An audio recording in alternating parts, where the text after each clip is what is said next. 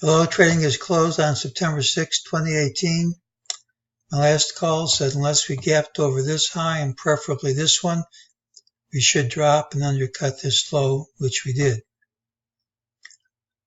Tomorrow's pattern is the one with the early high and the late high. Tends to be a rally day. Doesn't mean you won't gap down first. If you don't hit a new high of the day near tomorrow's close or Monday's open, typically it leads to lower prices.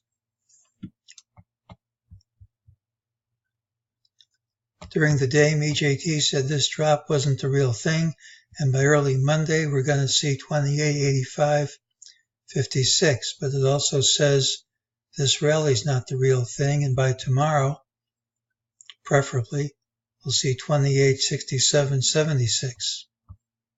So absent a gap, which can put a strong gap, which can put one of these numbers out of reach, call is for a whipsaw with these prices printing, and that's my call.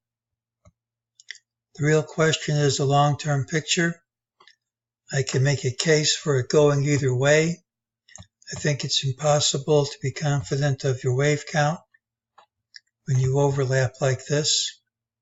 This is one. You could have an ABC completing down. You could also have an ABC completing up for part of the next wave.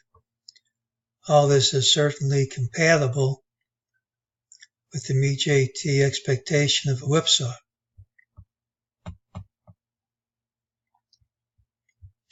Here are our targets. We have our time frame, and unless we gap sharply at tomorrow's open, that's my call.